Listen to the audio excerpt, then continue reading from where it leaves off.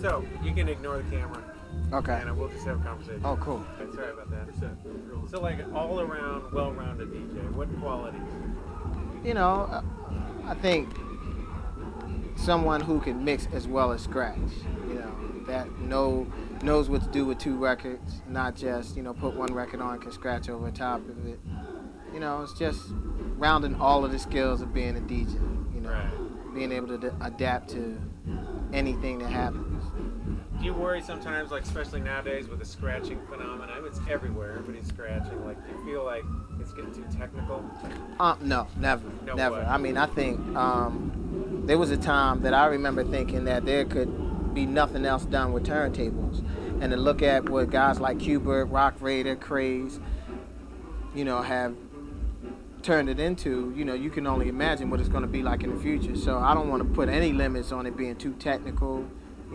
That just broadens the field. Right. Now you produced a lot.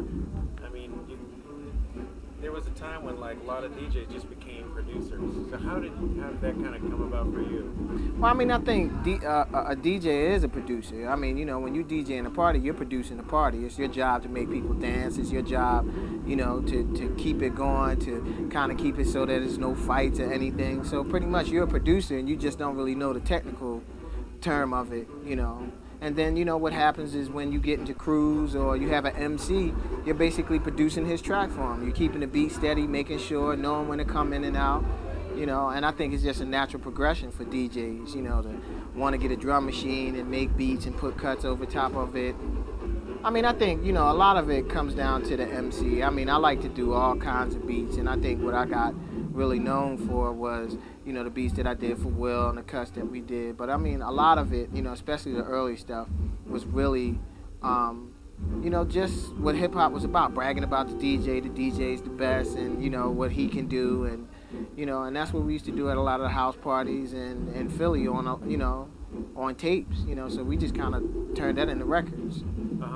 Were mixtapes a big part of that? Absolutely, it was huge. I mean, that was the only form that we had to get, all of this stuff around. We would make a mixtape, and see, back then it's different because we would make one or make two copies and just give them to somebody. And what happens is they're dubbed and dubbed and dubbed. It wasn't you giving everybody fresh tapes, So you would get a tape that would be probably 100th generation, and it would just sound like this, and you couldn't understand it.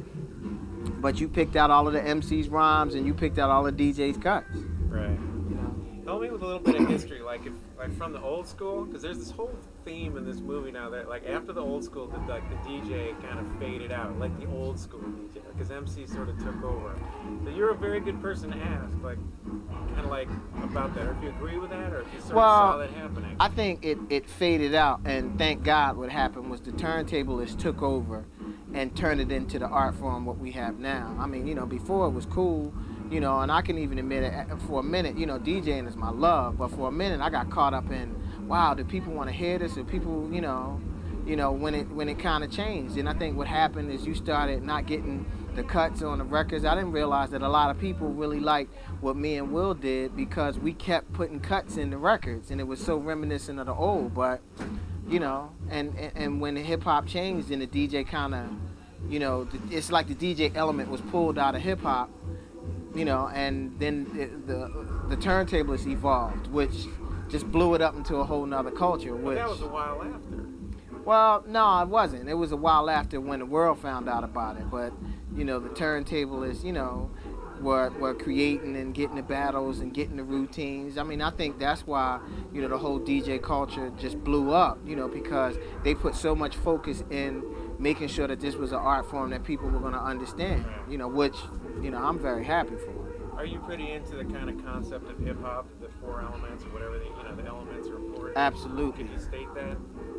I mean, that's what it's about. It was about breakdancing, it was about graffiti, it was about rhyming, it was about DJing, That's what it is, and it's like you talk to anybody back in the day, most DJs can write graffiti, most MCs can write graffiti, right.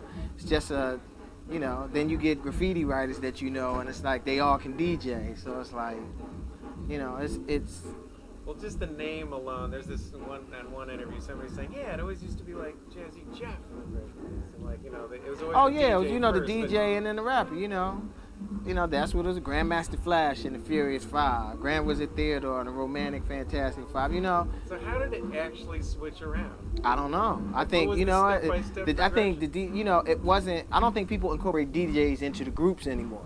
I think it was just okay. I'm an MC and I need a DJ, but you're just gonna back me up. You know, they started setting the tone from the door, like, you know, no, you're gonna back me up. You But know, we're not gonna get a group.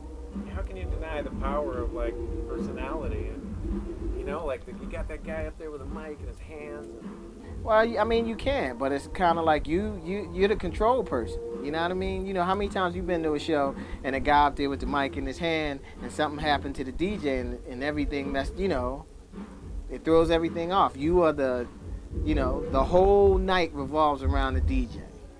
yeah. Do you see? I assume you are into jazz.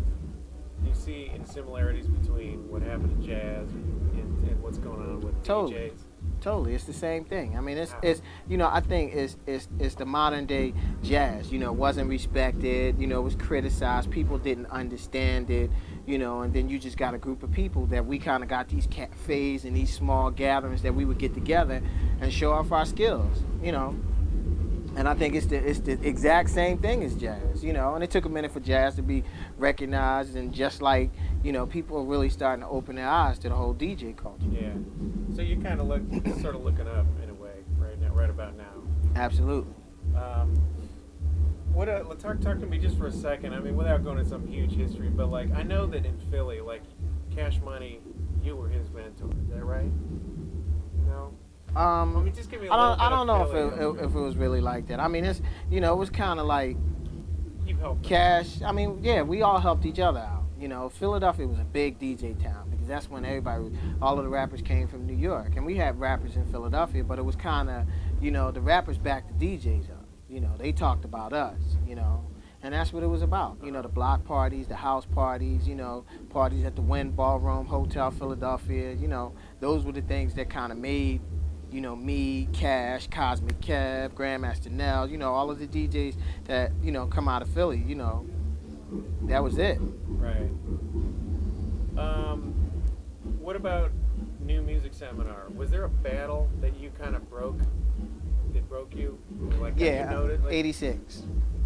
Can you sort of say that? I mean, it was a New Music Seminar Battle for World Supremacy in 1986.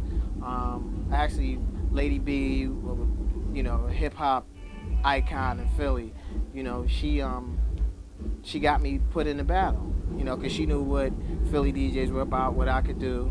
Got up, and, you know, nobody really thought that I had a chance, because nobody really knew. I mean, there's a couple DJs that kind of knew from coming to Philly, you know, and just walked through everybody and just won. Right. You know, and it was cool because it was like I won that year, Cash won the next year, Miz won the year after that, so it was kind of Philly. If it's true that, you know, not to keep harping on this, but if the MC just kind of took over for a while, was battles a way for DJs to still shine? Like, did that solve a problem for a DJ? Well, I mean, you got to keep in mind, battles were in hip hop, battles was in breakdancing, they had graffiti battles were in, you know, MCing as well as DJing. So I think it's just, you know, that was the whole thing of like, you know, I can, you know, I have fresh enough material that if I'm called out on the spot, I can come up with something, you know, and whatever are the four elements of hip hop you were in. You know, I think, you know, battling was just a part of it. Right. You know, you at a party, somebody says something that they can do this, you let them go on, let them see what they could do, then you go on, see what you could do, you know. How did you feel when you won that first time? I was extremely happy, you know, because to know that, you know, you looked at yourself that you were good, you know, and then to get an opportunity to show it and win, you know, it's kind of really made me feel good. Right. One last question. I always ask everybody, first time you ever got a turntable, what was the first thing you were just like, I gotta do this? Well, you know what? When I got a turntable, it was before people were mixing, so I don't remember.